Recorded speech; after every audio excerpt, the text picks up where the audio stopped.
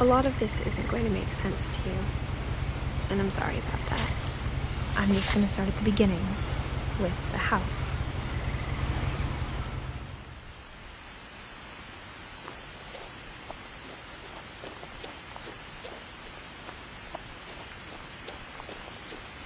I lived here until I was 11, but I wasn't allowed inside half the rooms.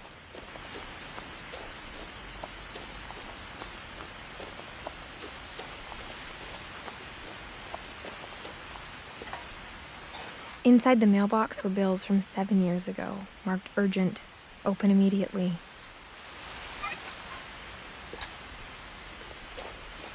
I hadn't been back since my brother Lewis's funeral.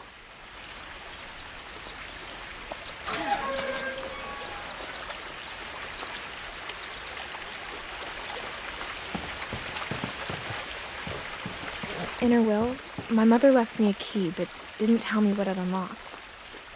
Maybe she thought I'd know. Or she thought that the mystery would be enough to bring me back.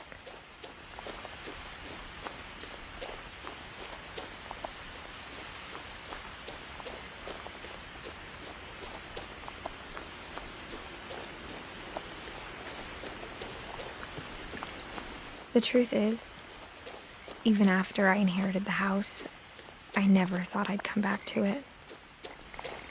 But now I had questions about my family that only the house knew the answers to.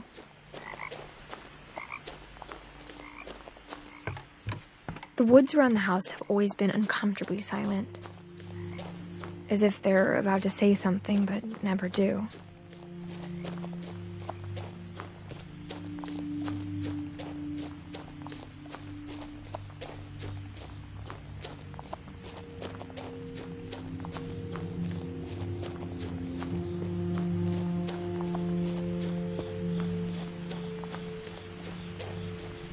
The house was exactly like I remembered it, the way I'd been dreaming about it.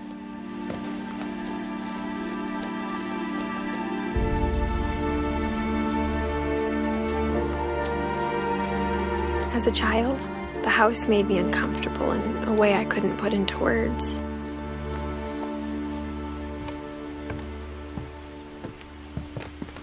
Now, as a 17-year-old, I knew exactly what those words were. I was afraid of the house.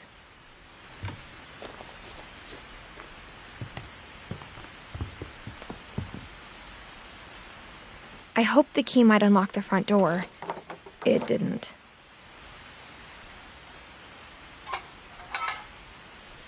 Looking in, I felt like the house itself had been waiting for me.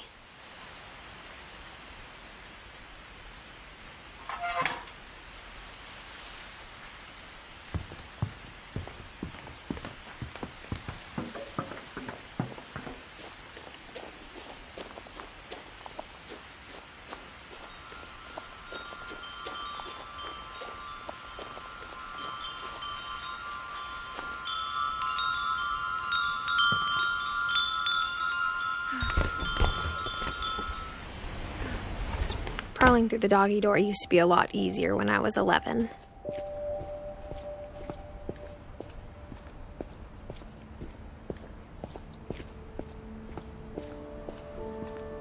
For the first time in years, I felt like I was home. But instead of a family, there were just memories of one.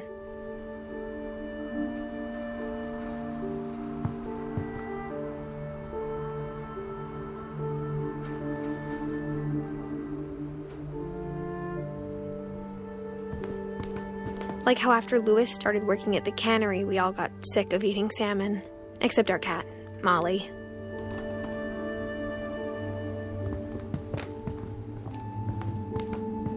Nothing in the house looked abnormal. There was just too much of it, like a smile with too many teeth.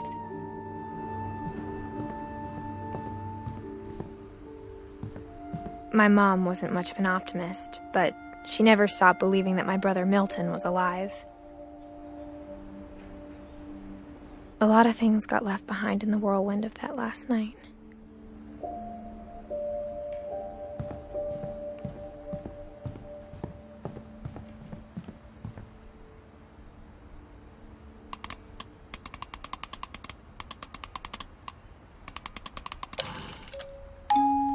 Great-Grandpa Sven built a music box for Barbara, along with the rest of the house.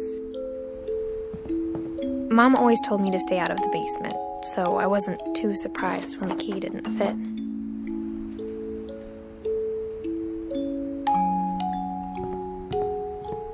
Even the fireplace had a story. Edie told me the bricks came from the original house after it sank.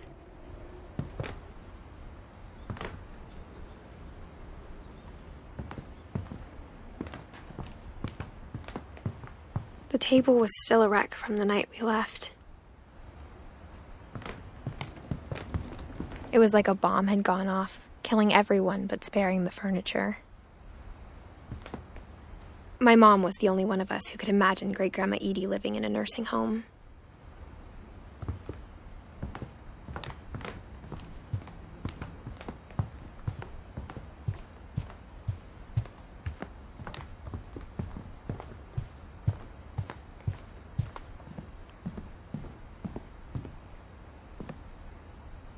After Milton disappeared, Mom sealed up all the bedrooms.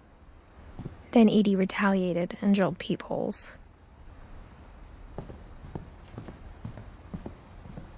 Whenever people ask me about my family, the first thing they always want to know about is Barbara.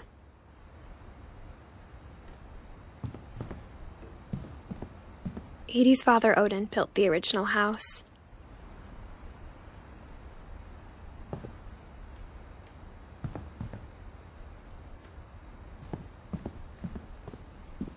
Mom must have locked the third-floor stairs on the night we left.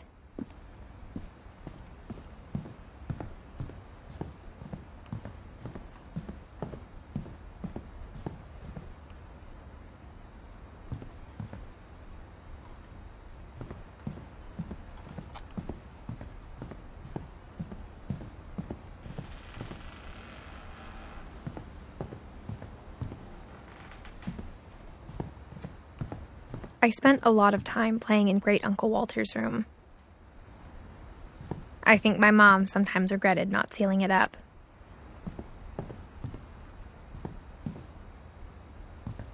Lewis told me there were secret passages, but I never believed him.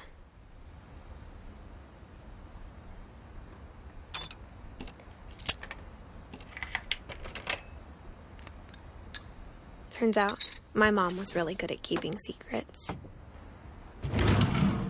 Now it was time to find out what my mom had been afraid of.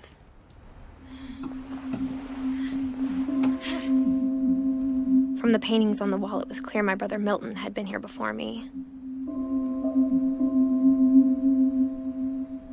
Reading this, maybe it sounds like I had a plan, but I had no idea what was behind that door.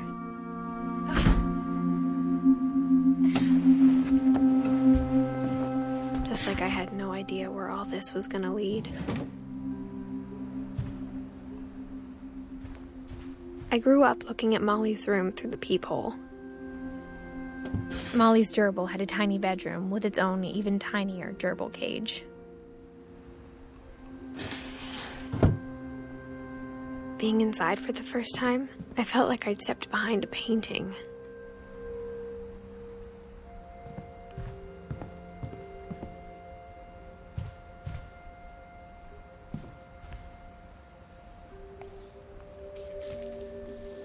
December 13th, 1947.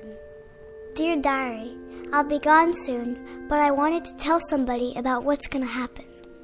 It started when Mom sent me to bed without dinner.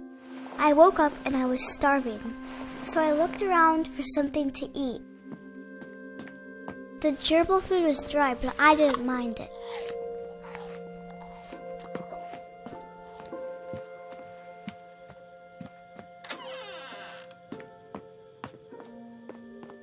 I kept eating and eating.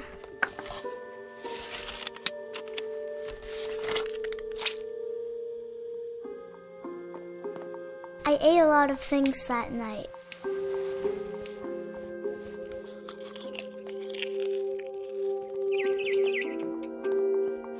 Then I heard chirping outside my window.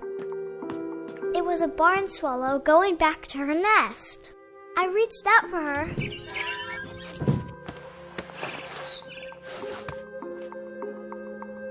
suddenly,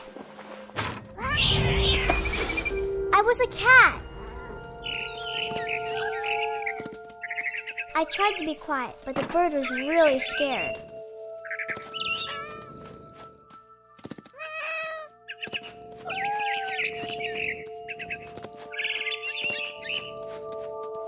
I jumped and I almost got her. I could tell she was getting really tired. Now I was up in the big tree. I promised Dad I wouldn't climb it anymore. I gobbled her up. And suddenly, I was an owl. First, all I heard was the wind. Then I heard little teeth nibbling in the grass.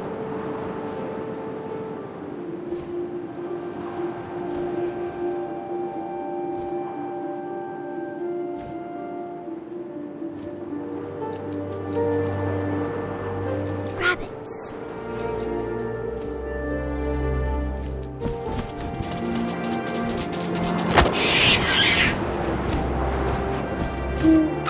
I imagined his face looking up and seeing mine through my talons.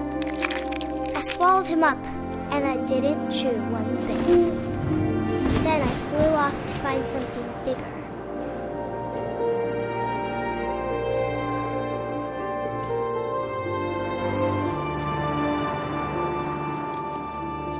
A mama rabbit.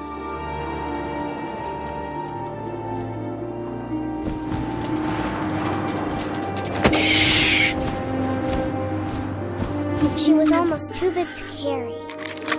I started choking, but I couldn't stop eating. And suddenly, I was a shark.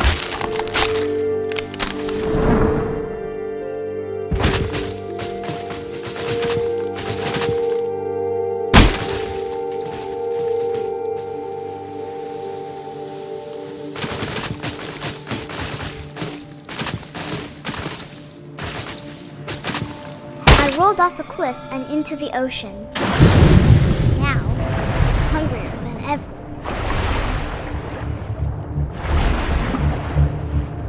I wanted fat, juicy seeds.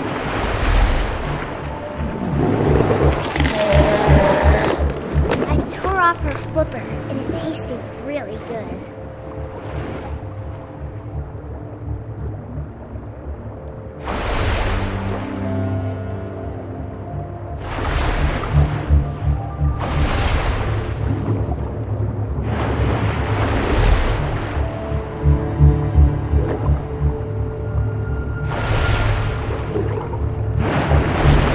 Grabbed on tight. But I was so hungry, I jumped out of the water. When I opened my eyes, everything had changed.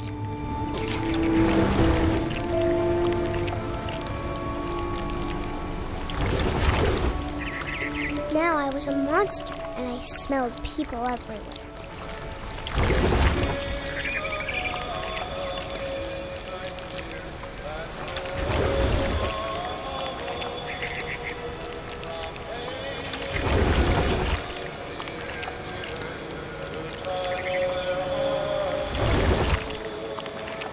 I was big, but I moved real quiet.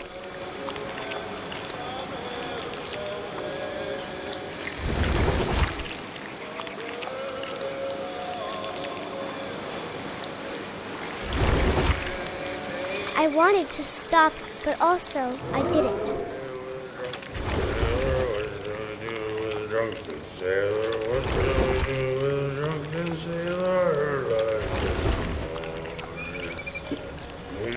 Belly with a rusty razor, shave his belly with a rusty razor, shave his belly with a rusty razor, like no more.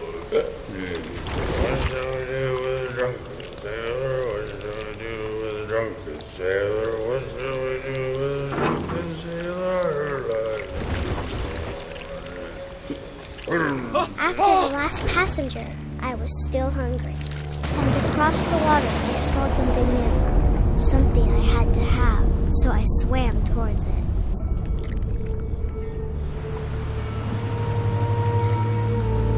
I slithered onto the sand, and the good smell went into an old pipe.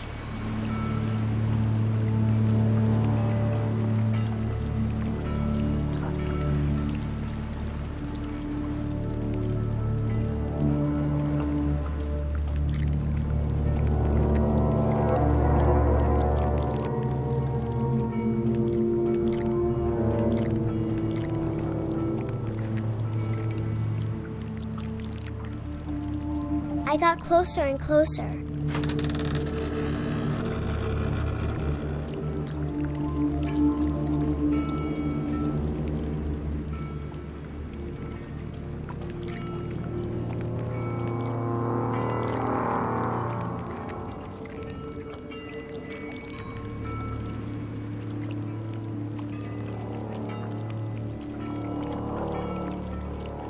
All of my stomach started growling. And suddenly, I was me again. I held my breath for a long time, but I couldn't hear anything. I think it's waiting for me to fall asleep. But it's not going to wait much longer. It needs to feed, and we both know I will be delicious.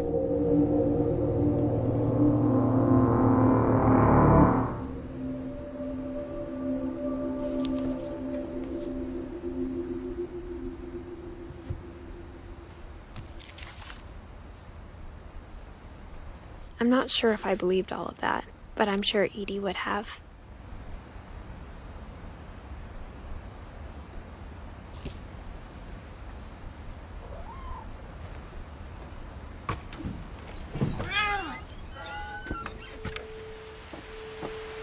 This will be obvious later, but my mom never told me any of these stories.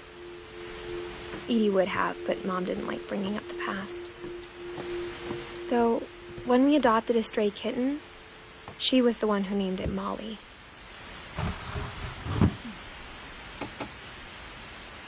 I spent a lot of time in Great-Grandma Edie's room.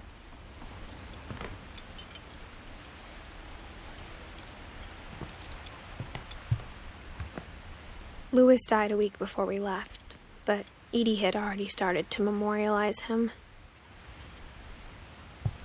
Edie knit me a new pair of gloves every year, just in time to replace the old ones. Edie gave a big interview about a mole man living under the Finch house. My mom was furious. I hadn't thought of myself as Edith Jr. for a long, long time.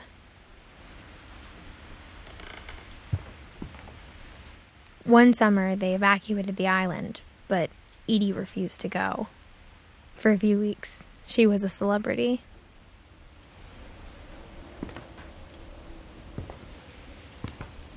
When Edie told people Sven was killed by a dragon, she could also have said he was building a dragon-shaped slide that collapsed. She could have, but she didn't.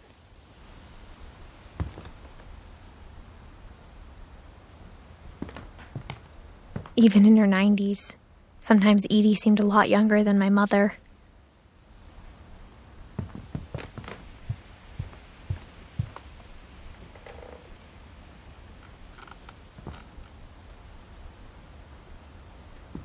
Her room was like a museum.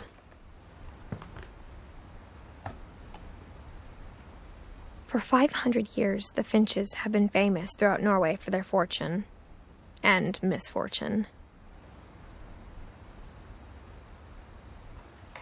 Odin Finch buries the latest victims of the family curse, his wife Ingeborg and their newborn son, Johan. On January 7th, 1937, he set sail with his family and his house, hoping to leave the curse behind. But 40-foot waves off the coast of Washington send the house and Odin to the bottom of the sea. Odin's daughter Edie, with husband Sven and baby Molly, step ashore on their new home, Orcas Island. Odin Finch is the first to be buried in the new family cemetery. His daughter Edie is already dreaming of a new Finch house.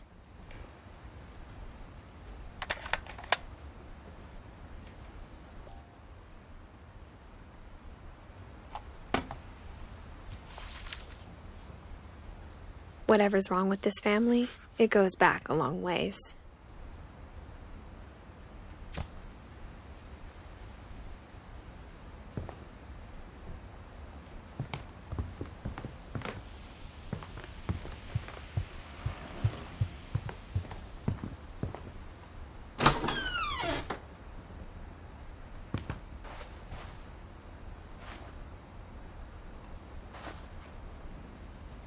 The only trace Grandpa Sam's first wife, Kay, left on the house was the pink bathroom.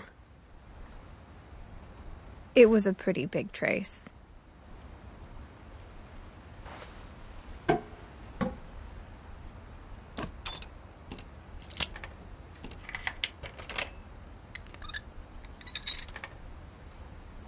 There's a secret in this bathroom. It's in the last place you would look. It isn't in the cupboard. It's hidden in this book.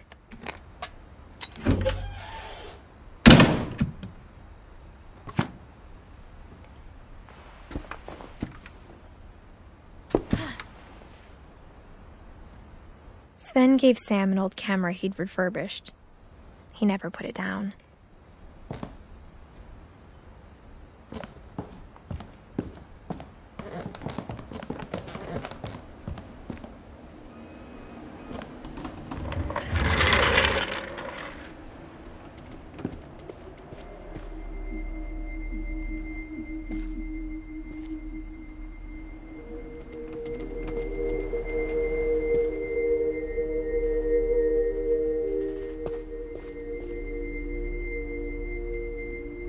I knew Grandpa Sam had a twin, and that he never talked about him.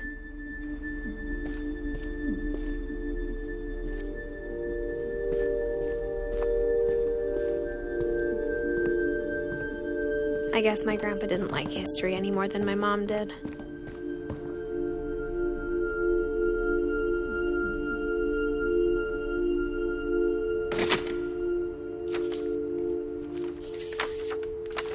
How I Want to Remember My Brother by Sam Finch. The thing I remember is that when he made up his mind, that was it.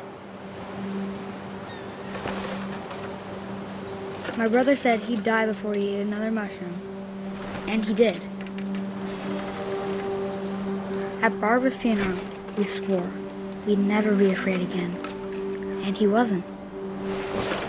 I think Calvin always wanted to fly.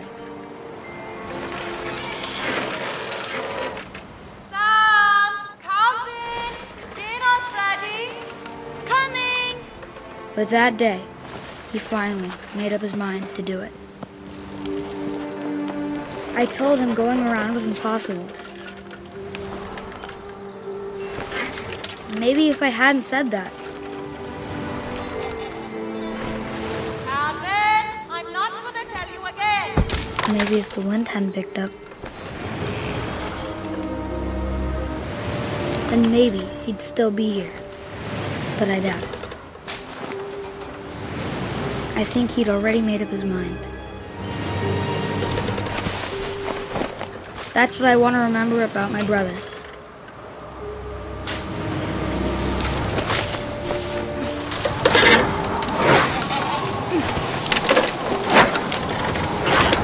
The day he made up his mind to fly. And he did.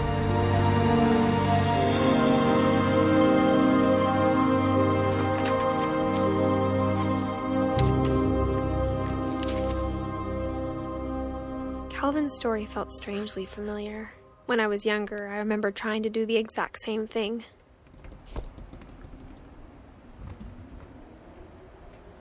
After the funeral, Edie roped off Calvin's half of the room.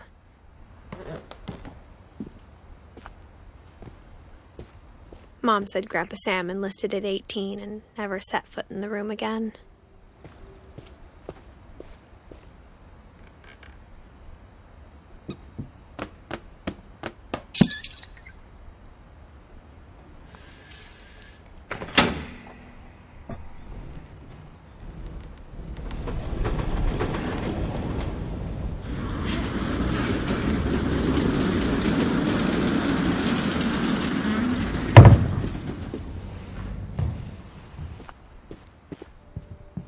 The passages were a pretty tight fit. They'd obviously been built for smaller hands and bellies.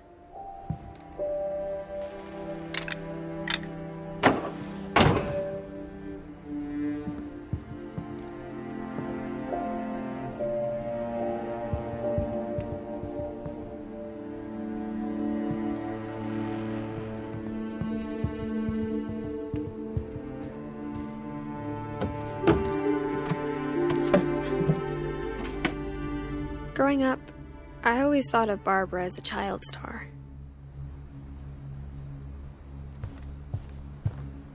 I never thought about how hard it must have been for her afterwards.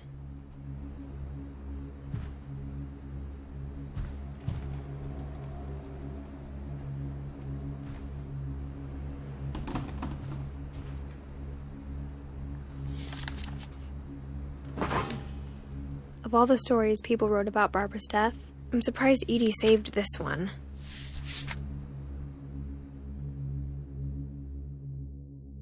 Old Jack here with another ghastly tale inspired by America's most unfortunate family. I'm calling it The Surprise Ending of Barbara Finch. As a child star, Barbara was famous for her scream. Now at 16, she was all washed up, a has-been. But in a lucky break, she'd been asked to perform her signature scream at a local convention for monster movie fans. It was just the boost her career needed. Unfortunately, her scream hadn't aged well. Getting better. I think you just need the right motivation.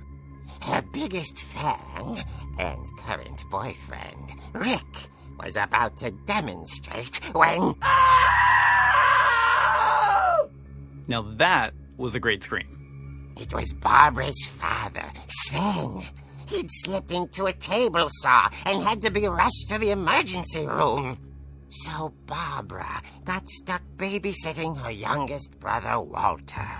Her convention comeback was cancelled. Okay, I'm hearing frustration, but I'm not hearing terror. What if I tried... A gang of hoodlums in Halloween masks have been terrorizing Orcas Island tonight. Police are urging residents to... That came from the basement. You're right! Also, I loved your delivery on that. Why is your basement door locked? Because my dad likes making puzzles and secret passages. There's a key hidden in the music box. The secret is to keep winding and winding until finally the key pops out.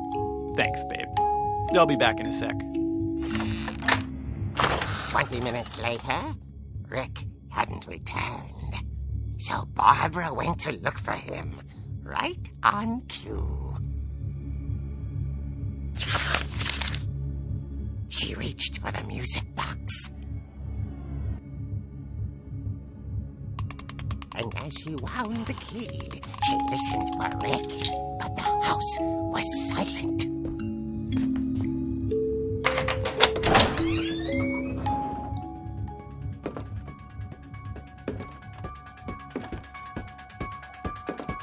She found Rick's crutch and imagined the worst.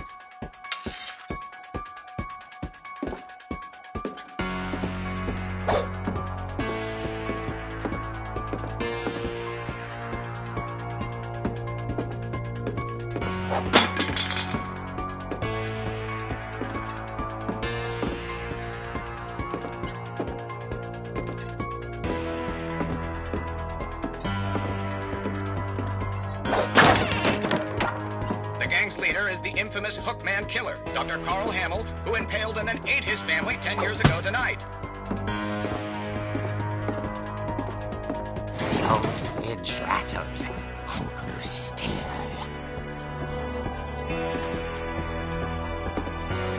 Oh dear! Oh! Rick? Barb, relax. I was just trying to scare you to help you find your scream. Well, I'm not scared, Rick. I'm furious. Then act furious. All I'm getting from you now is that you're hurt and confused and She threw him out, but she kept a little something to remember him by. Barb, have you seen my other crutch? And she was still holding it when she fell asleep watching the late picture show. Hours later... Barbara! Walter, what's going on up there? Ah! Okay, I'm coming up, but if this is a trick, you're dead, Walter.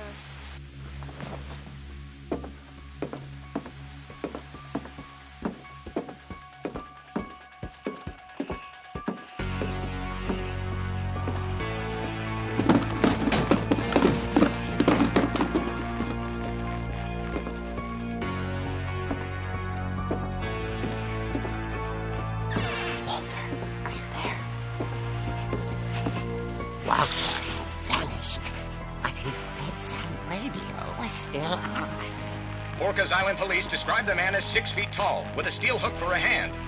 Residents are urged to lock all doors and windows and notify the police of any suspicious activity. Barbara turned, saw the hook man, and was speechless. He was quite smashing. When he knew he was, he couldn't get enough of Barbara. Okay, Barbara, there's gotta be another way out of here. That night, she played her part beautifully.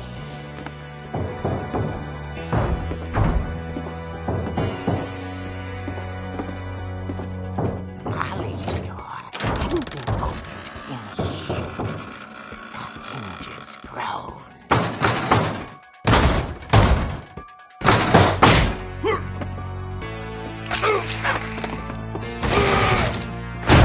He wasn't moving, but she sensed the story might not be over yet.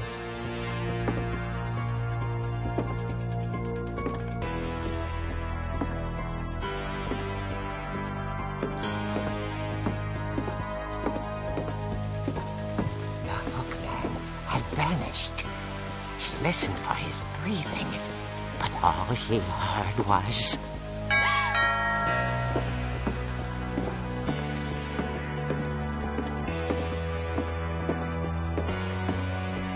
At the door, she heard whispering. It was coming from inside the house.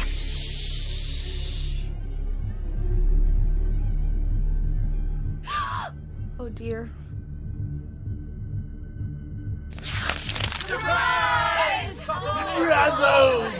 You were wonderful. The monsters had come to surprise her. For Barbara, it was a dream come true. Then she saw what kind of monsters they were, and she realized what was about to happen. She was going to be famous. And with her final breath, Barbara Finch gave the performance of her life.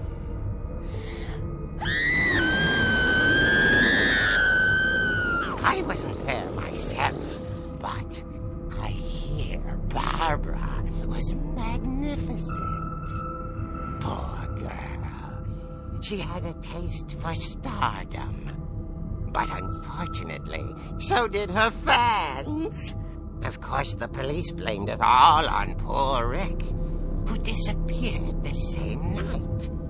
And little Walter, hiding under his bed the whole time. He took it all pretty hard, but that's another story. As for Barbara, tucked inside the music box was all they ever found of her. Her ear. Now that's what I call a real eerie tale.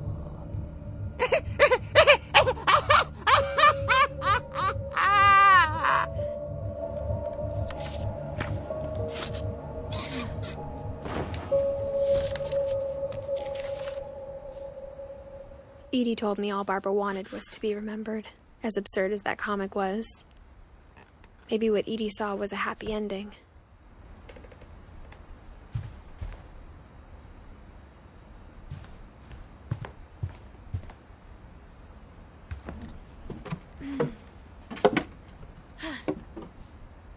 I guess now I know why Mom didn't like me playing with the music box.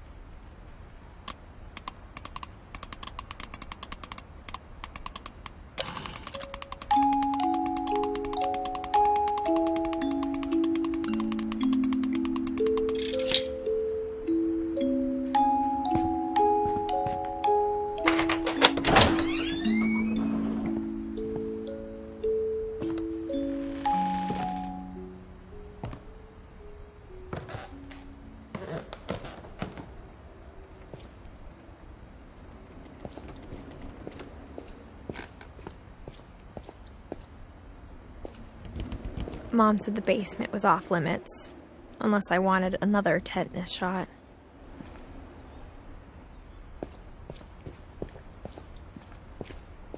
I saw Edie sneak down to the basement once, carrying packages. I thought maybe she was hiding presents.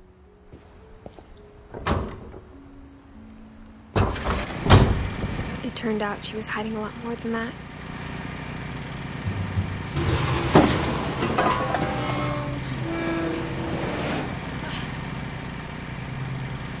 I remember asking Mom once about where Walter had gone. She said after Barbara died, he got as far away as he could. If there's a pattern in all these stories, I think it's that none of us has gotten very far.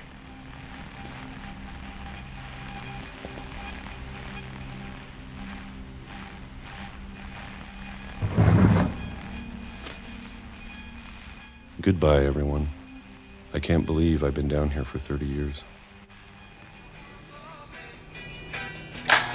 On that first day, after the shaking started, I didn't think I'd survive a week.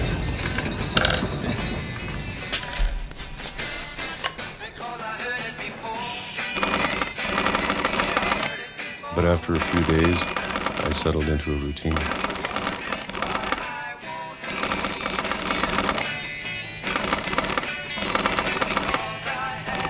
That's what kept me sane.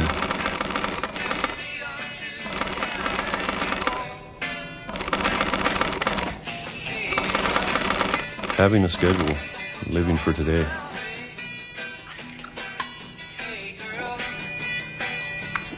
I always expected to be dead tomorrow. But if you wait long enough, you get used to anything.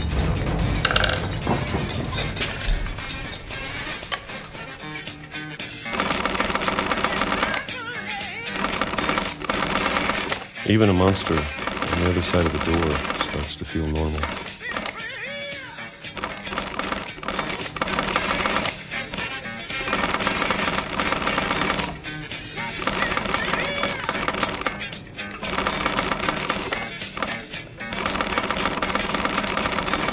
Almost friendly.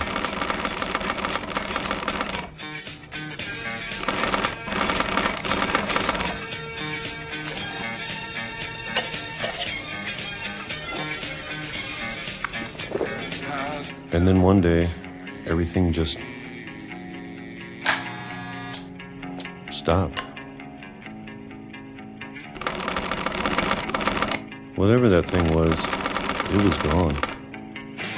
Maybe it got tired of waiting. Or maybe I just got tired of being afraid.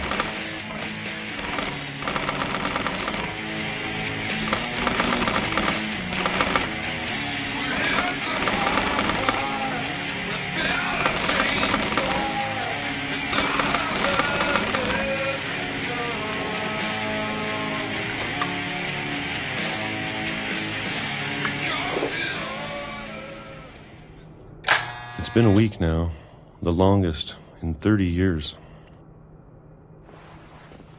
I'm done waiting. I have to leave while I still can.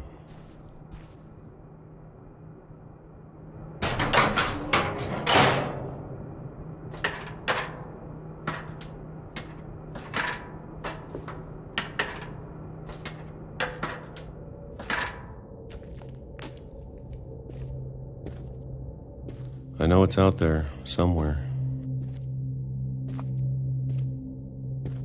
Whatever killed Barbara and Molly and Calvin.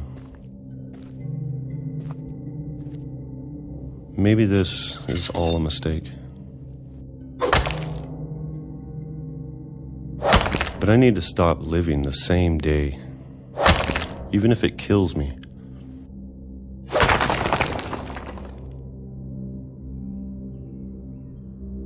Whatever's out there, I want you to know I'm ready for it. I'm going to appreciate all of it, especially the food. I don't mind if I only have a year left, or a month, or a single week. I'd be happy with one new day. I can already imagine the sun on my face.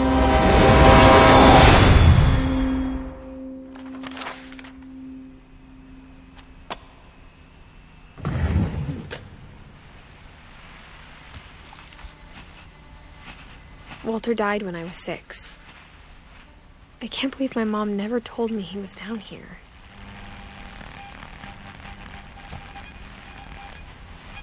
I'm sure my mom was trying to protect me.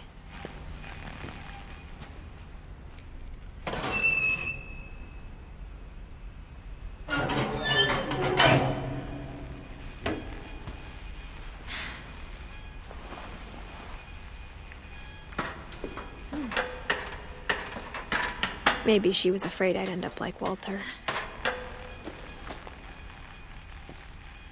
But if she never told me about an uncle under the house, I can only imagine what else she was hiding.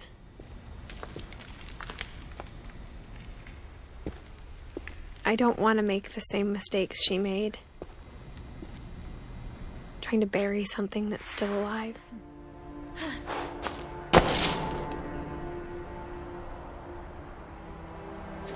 Now that there's only one of us left, or maybe 2, I thought it was time I heard the stories for myself and found out what happened to everyone else.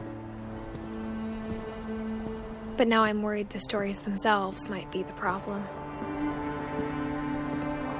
Maybe we believed so much in a family curse, we made it real.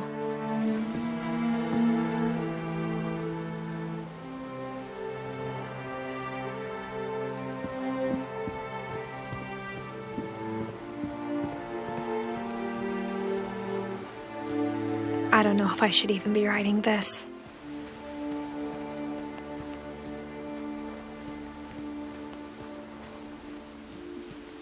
Maybe it'd be better if all this just died with me.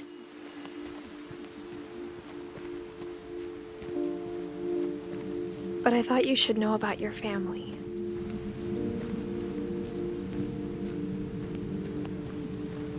And the history you're a part of. Though to be honest, I feel as lost as you probably do right now.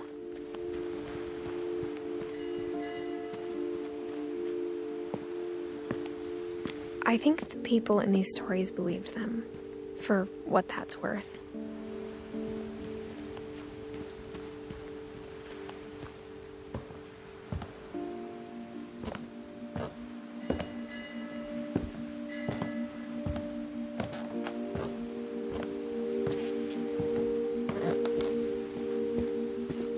You look at the house, that history of imagination and stubbornness and madness, any of it seems possible.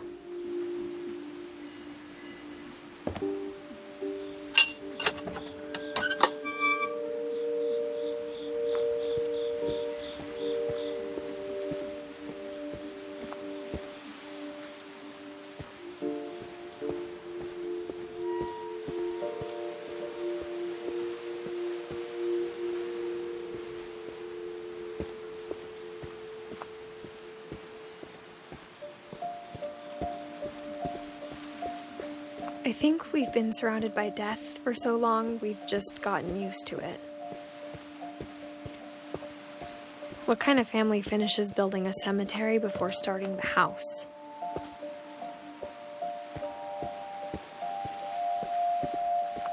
It's embarrassing for me to admit this, but the pet cemetery made me more uncomfortable than the human one. 3 of the gerbils were mine, and 2 had been my fault.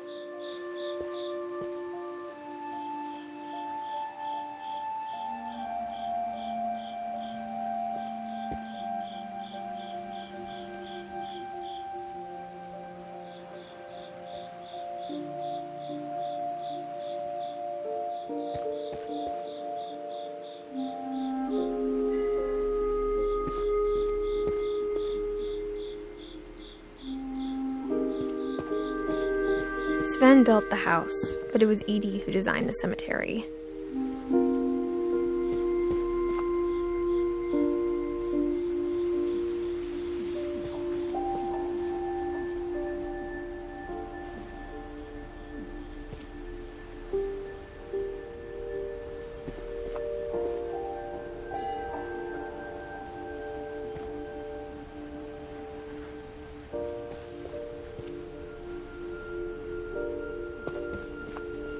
I'm sure Odin's monument had been Edie's idea.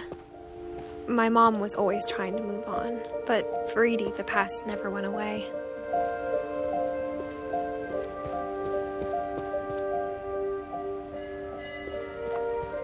She could see it poking out of the water at low tide.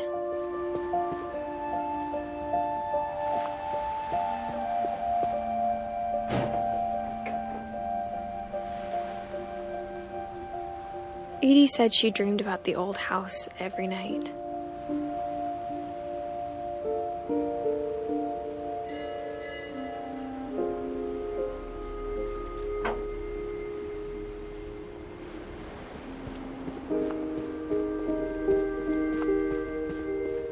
Edie's side was always easier for me to understand.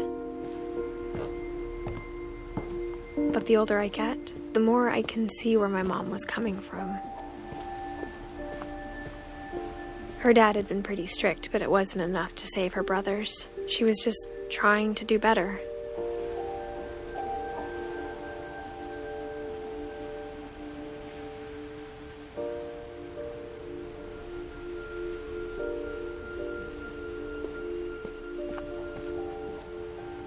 She lost 2 of her brothers, just like I did.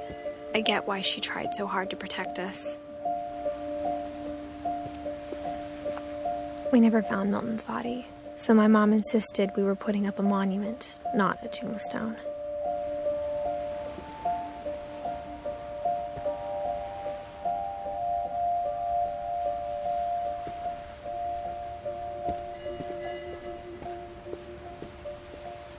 There's so many things I wish I could ask my mom now. Part of me thinks this is what she wanted all along, for me to come back someday and find everything out for myself.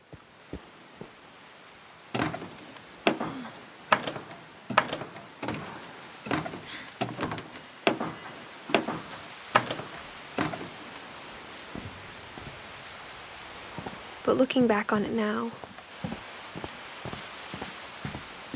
if she told me there was going to be so much climbing, I never would have come when I was 22 weeks pregnant.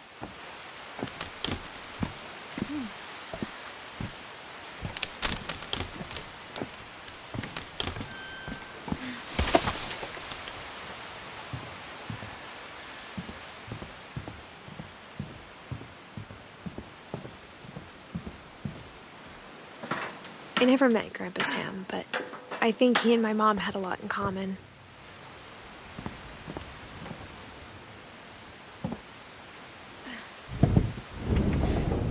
They were both pretty intense. Sam spent his life shooting photos, but Mom said he got nervous being in front of the camera. I guess we're all afraid of something.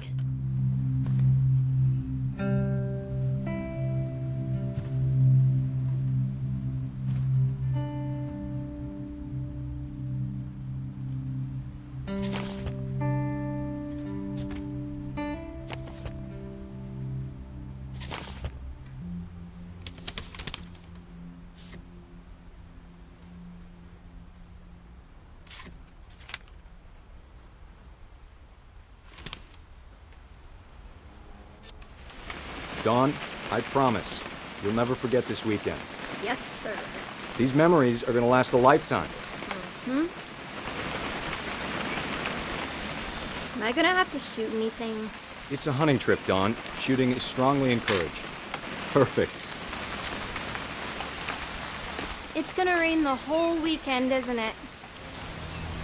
I will never forget this weekend, Dad. That's the spirit. Okay, got it. I'm gonna take some pictures, okay? Just be careful. The camera's older than you are.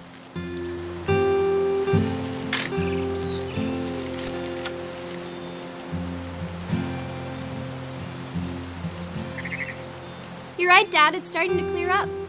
Still freezing, though. Aw.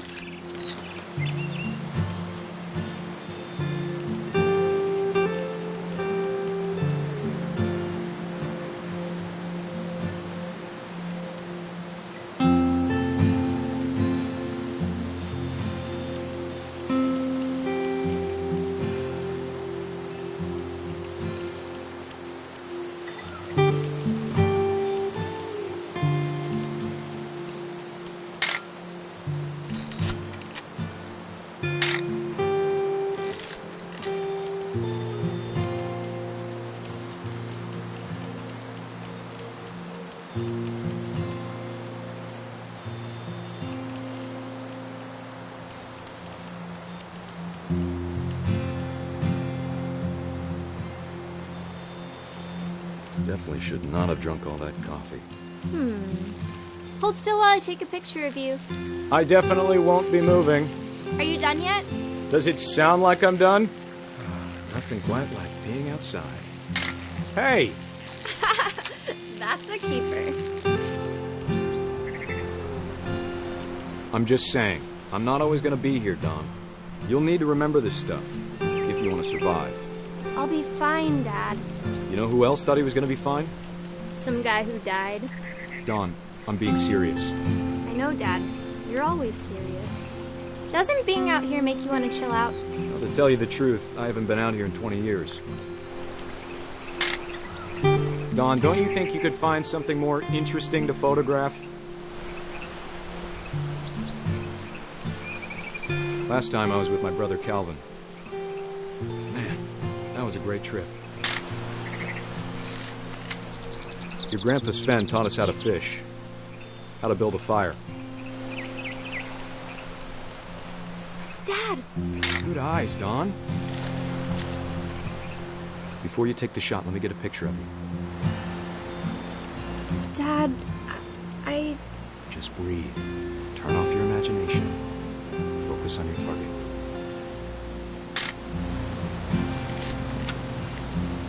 Let me get behind you. Do I have to do this? Dawn, you don't have to do anything. But if you want to survive, you'll need to be strong. Great shot, Dawn!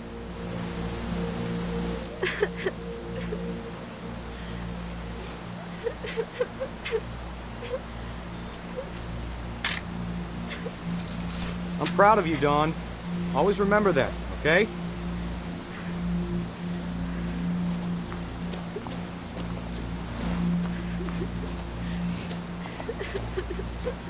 Sorry, Dawn. Just gotta reset the timer.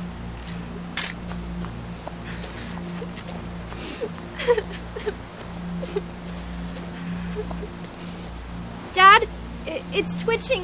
I think That's it's totally normal, Dawn. Just focus on the camera. Try not to think about... Dad!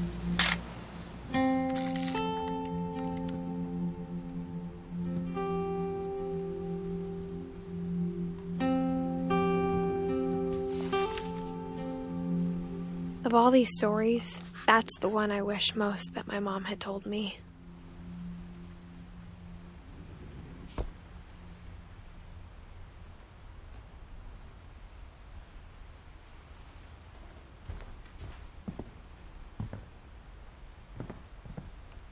Instead of hiding from death, Sam seemed to go out of his way to meet it.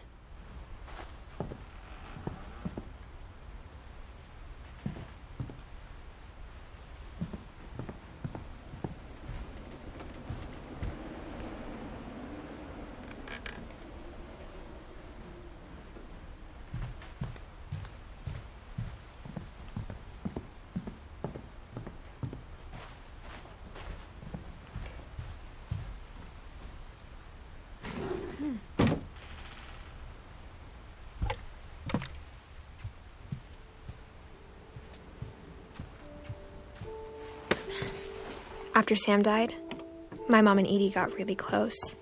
They'd both lost a lot.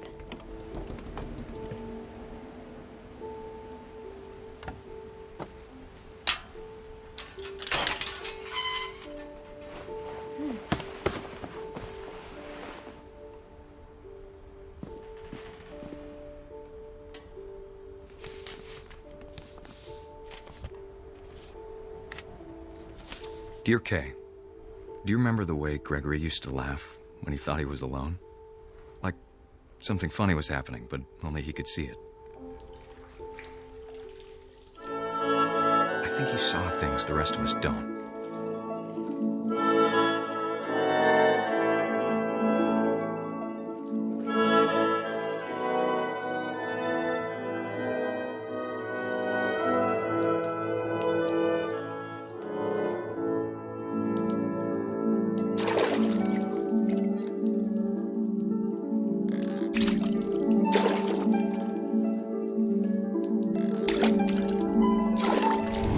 Over, Gregory. It's time to... Hold on, sweetie. Hello? Sam, I told you I don't want to talk right now. I wonder what he saw. What his world was like.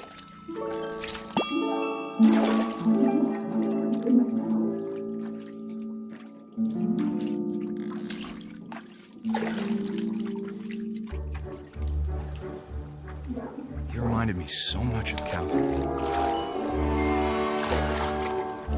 Lost in his imagination.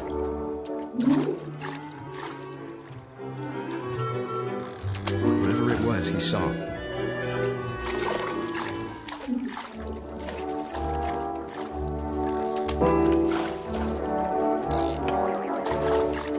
It sure made him happy.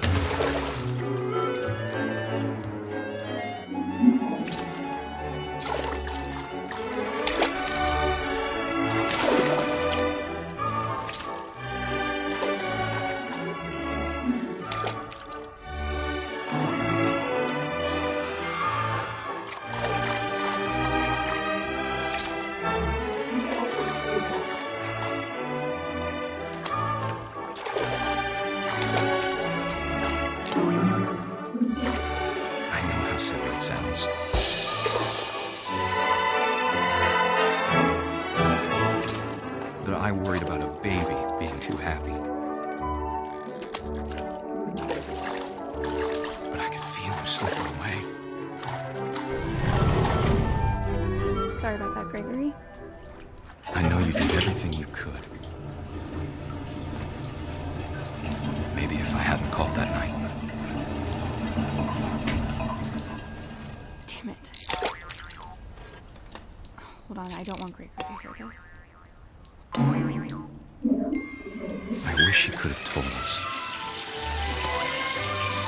about the world he saw.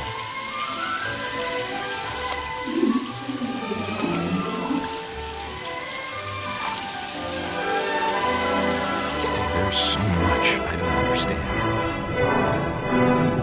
about Gregory, about everything.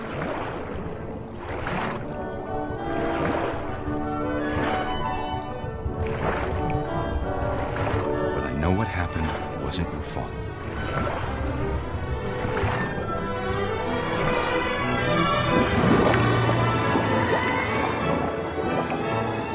I'm sure he's happy. And he'd want you to be happy too. Good luck, Kay. Love, Sam.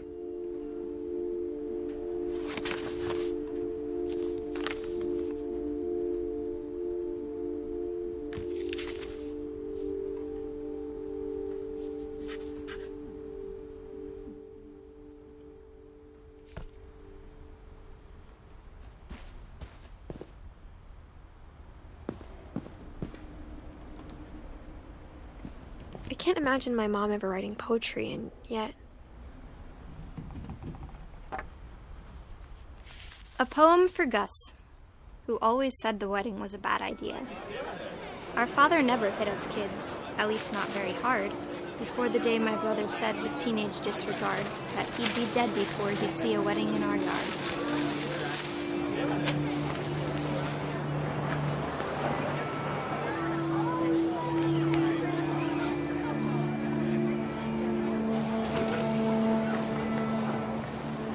My father made him come, of course, but Gus stood far apart, just flew his kite and bottled up the storm inside his heart.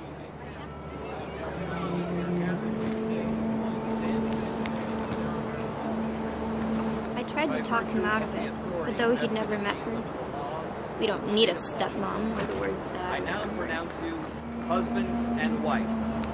You may kiss the bride.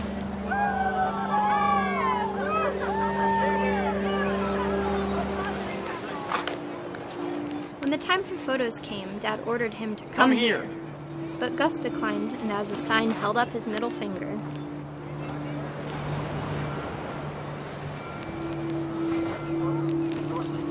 The wind picked up, and panicked geese appeared and quickly went.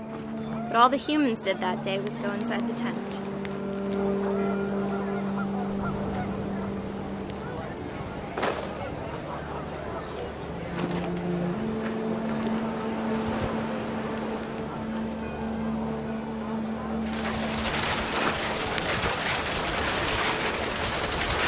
Rain came down in buckets then, but no one seemed afraid that nature might destroy the tent our dad had crudely made.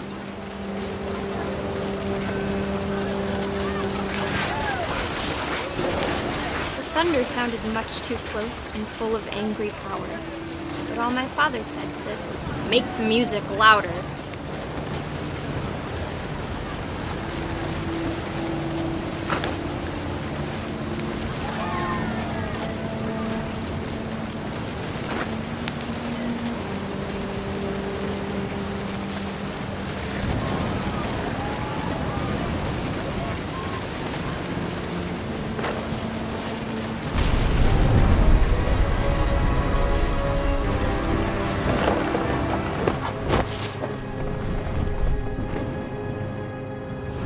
I wish that I could truly say I thought about you on that day.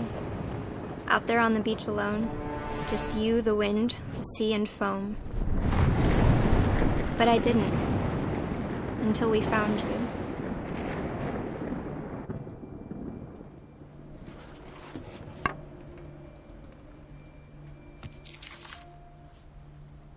She never talked about him, but Mom told me once if I was a boy, they were going to name me Gus.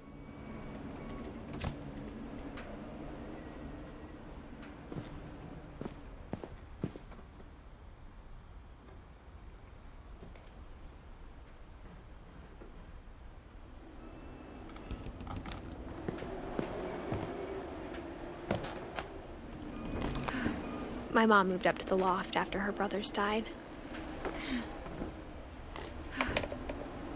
At the time, it was as far away as she could get.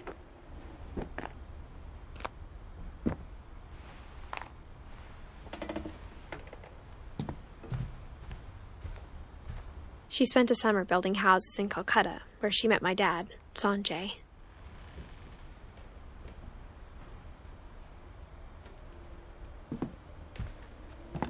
Religion was another thing my mom never talked about, but I think it helped her a lot after her dad died.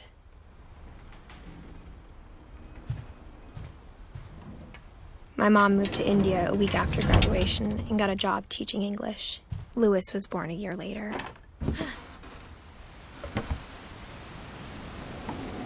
When my dad died, I don't think Mom knew where else to go. I'm sure Edie was happy to have her back. And to see kids in the house again.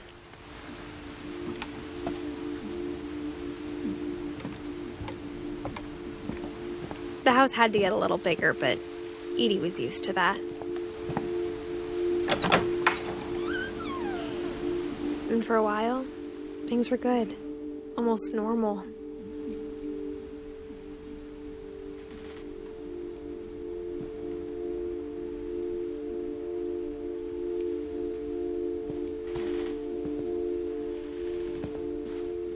But it didn't last.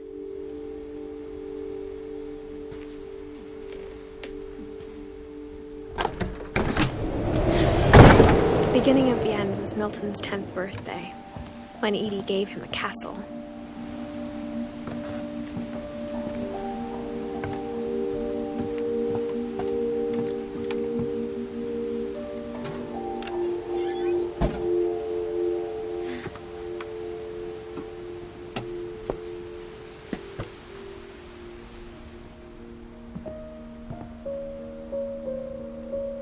I think Edie was happy to finally have another painter in the family.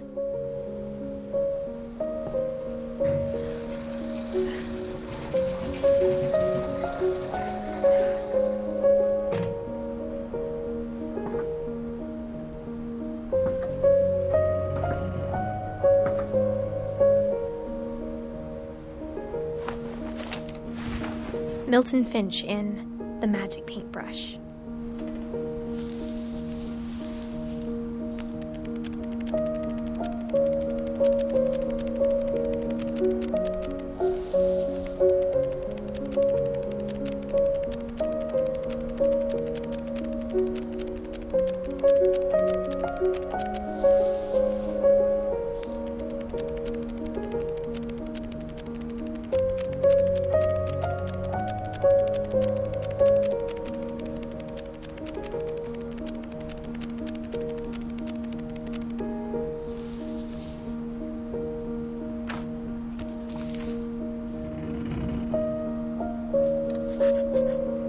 I was 4 when Milton disappeared.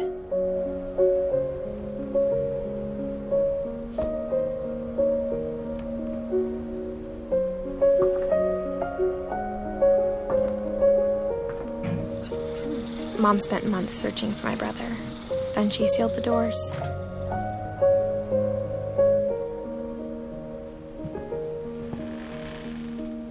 Whatever Milton had found in the house, Mom didn't want it getting out.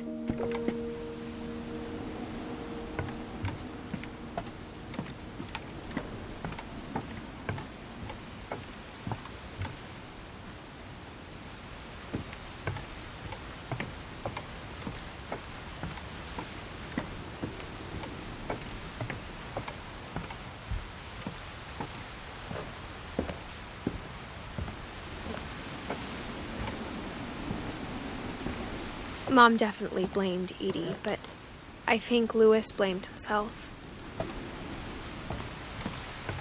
After he graduated, he just spent more and more time in his room, until Mom got him a job at the cannery.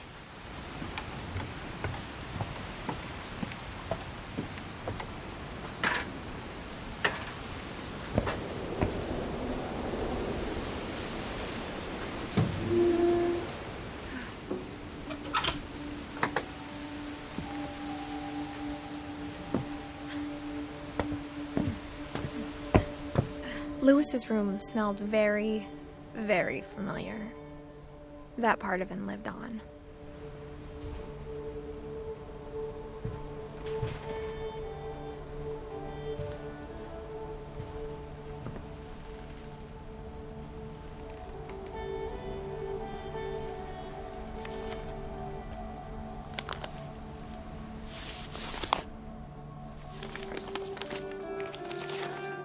Dear Mrs. Finch, as Louis's psychiatrist, I can understand your desire for an explanation.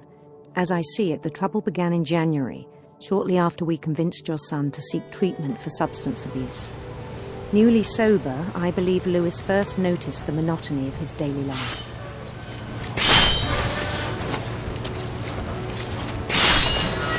He kept working at the cannery, but he withdrew part of himself. In our sessions, I saw the same behavior. His mind began to wander.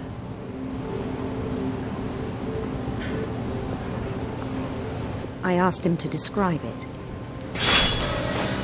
He said he started small, imagining a labyrinth. He'd feel his way about.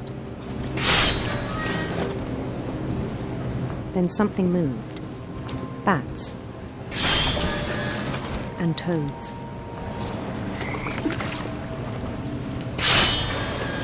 And things that have not names. He knew it was all in his head.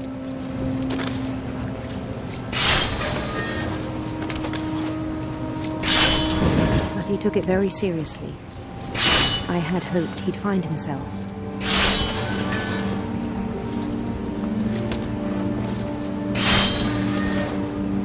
But he found something more.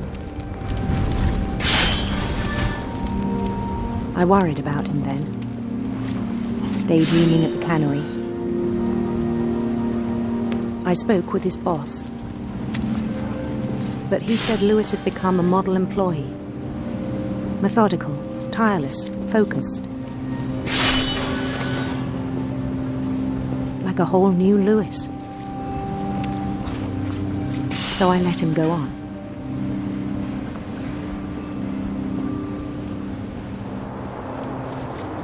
I even encouraged him. It seemed very promising at first. He told me he'd made a new friend.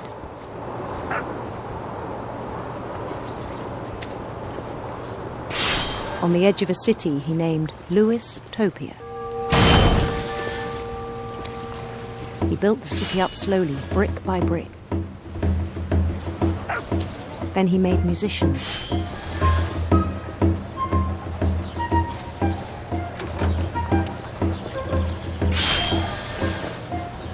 And songs for them to play. He talked about starting a band. And he was always humming something. Every day his imagination grew stronger.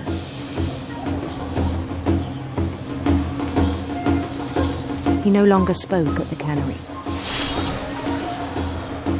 But his chopping was as reliable as ever. Then one day it struck him that all the cheering crowds, even the stones under his feet, were all in his imagination. So he could do whatever he wished.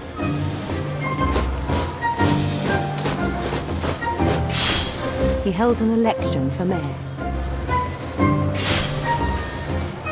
And he won.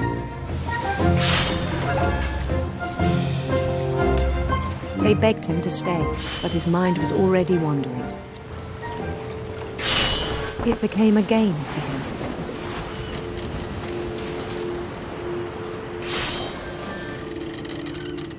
He'd conquer a city, then immediately push on. New Louisville.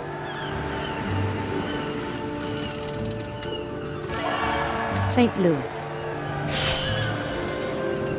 He started drifting away from our reality.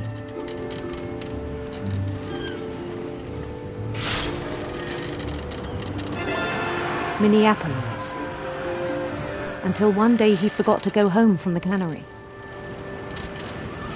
Even as his mother pleaded with him, part of Lewis kept sailing on.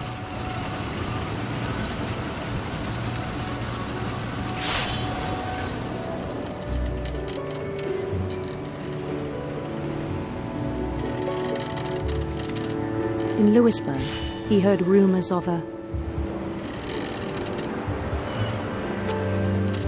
handsome queen.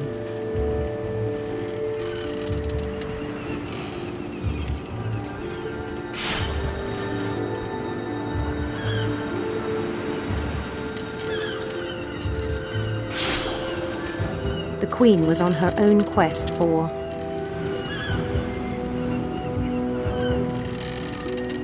sinister serpents.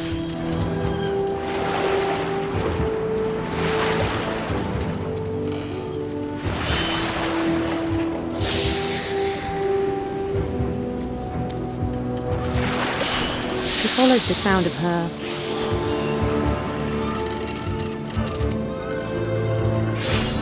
electric sitar.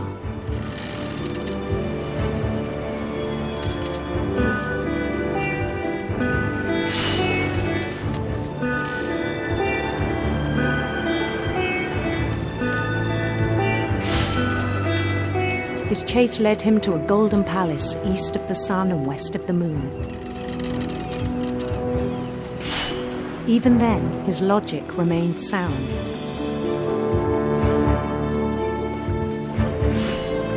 He knew the world was all in his imagination.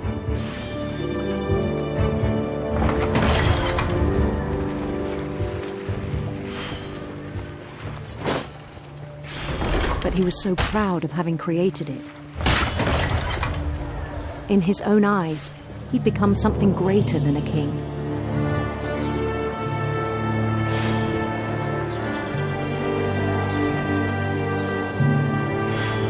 For someone who'd never known success in the real world, I think it was overwhelming. And then it struck him that the real Lewis was not the one chopping salmon, but the one climbing the steps of a golden palace.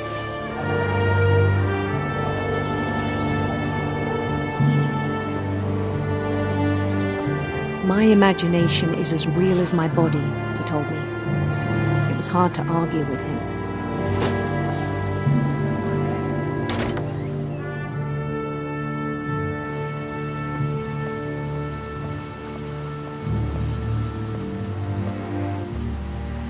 He began to forget the world we know.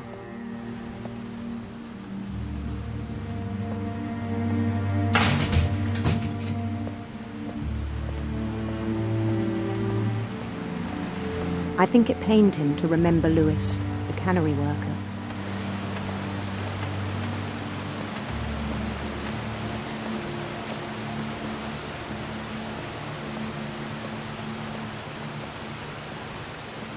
He began to despise the man with a royal contempt.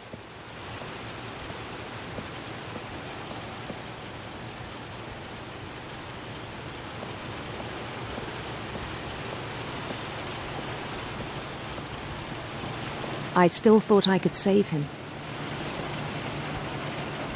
Even after he said he was being crowned king over all the lands of wonder. The palace would be packed with his companions.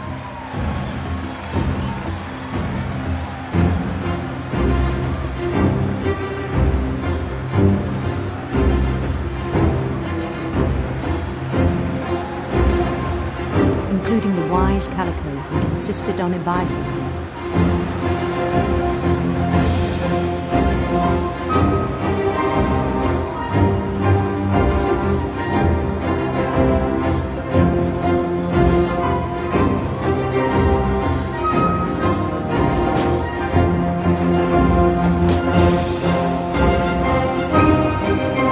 His queen waited, holding his crown.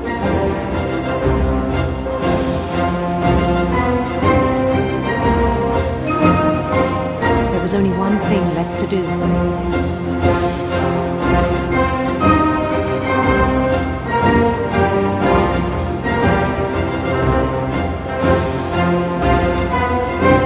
Bend down his head.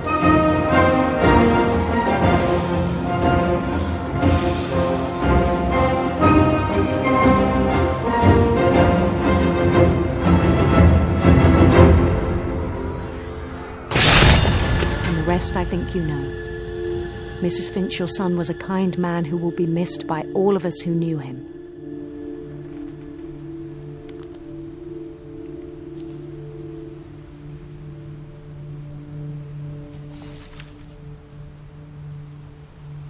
My brother was really cool. I wish you could have met him.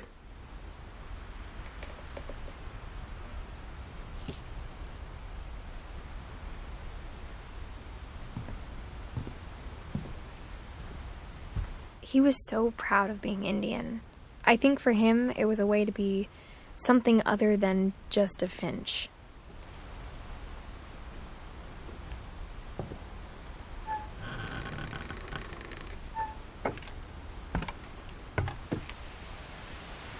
On the way back from Lewis's funeral, my mom told me to start packing. She waited until the day before we left to tell Edie. I'm not sure if she wanted to make it easier or harder.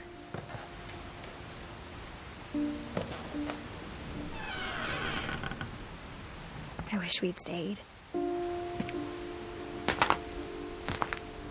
But I understand why we left.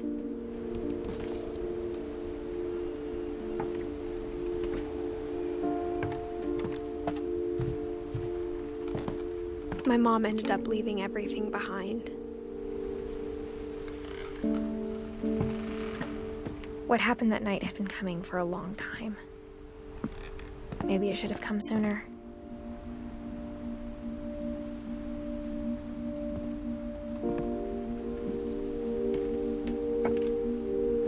But it had to end one way or another. All that's left now is to tell you about that last night.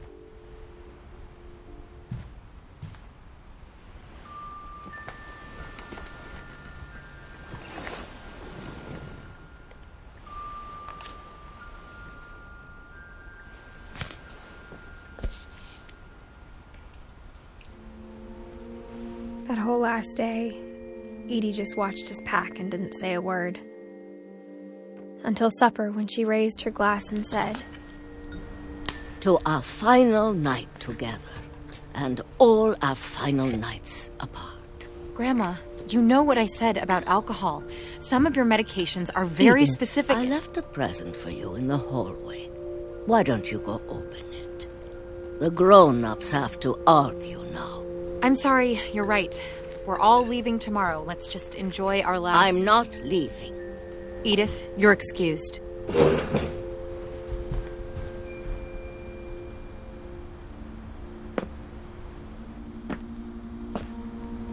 The power had been shut off that morning, but Edie always had plenty of candles. When my mom sealed the library, I don't think she knew about the other entrance. Or that Edie had a key to it.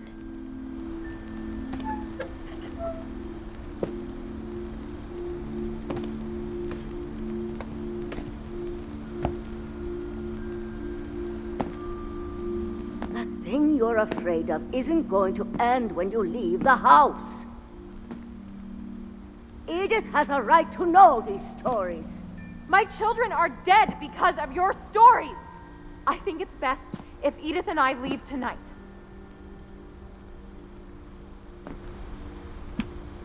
We'll have the nursing home send a van for you in the morning, okay?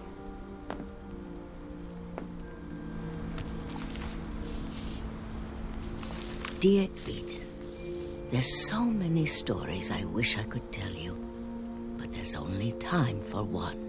This is about what happened on the night you were born. That night, the tide went way, way out. It was the first and last time I ever saw the old house aground. There'd been an earthquake out in the middle of the ocean. They called it the lowest tide in 1,000 years. God, it smelled awful. You know, I've seen that house every day of my life.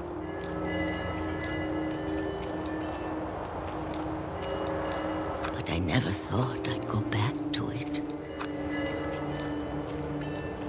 When the fog rolled in, I lost my way.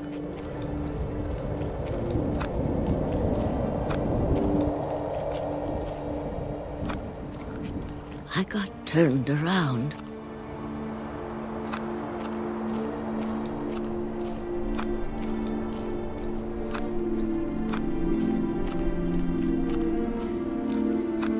For a while, I wandered.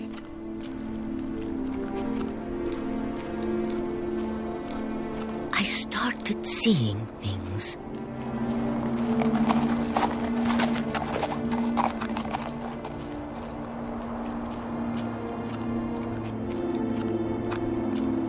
Things I'd forgotten had ever existed.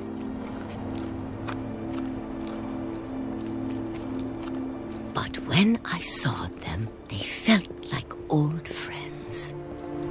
That night, a lot of things came back to me. Or maybe I came back to them.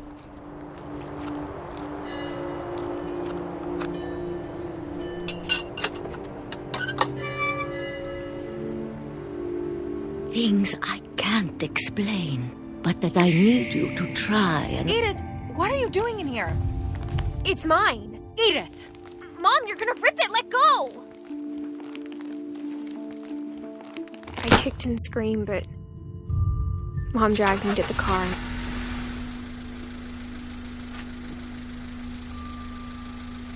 I never saw Great-Grandma Edie again. The next morning, the band came to pick her up, but she was already gone. After that, we moved around a lot.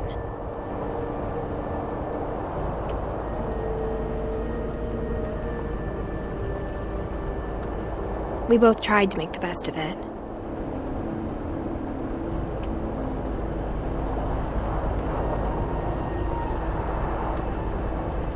A few years went by.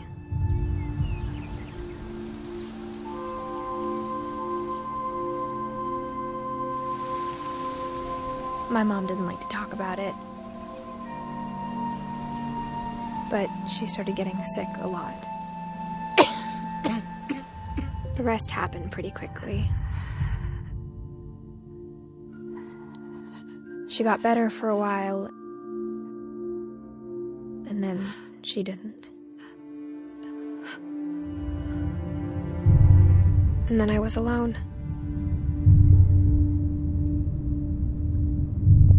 The last Finch left alive.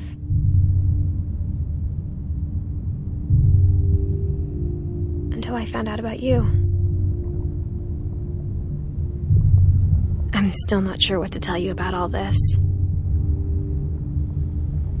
If we lived forever, maybe we'd have time to understand things. But as it is, I think the best we can do is try to open our eyes. And appreciate how strange and brief all of this is. This journal was supposed to be for you. But now I hope you'll never see it. I just want to meet you and tell you all these stories myself. But I guess if you're reading this now, things didn't work out that way.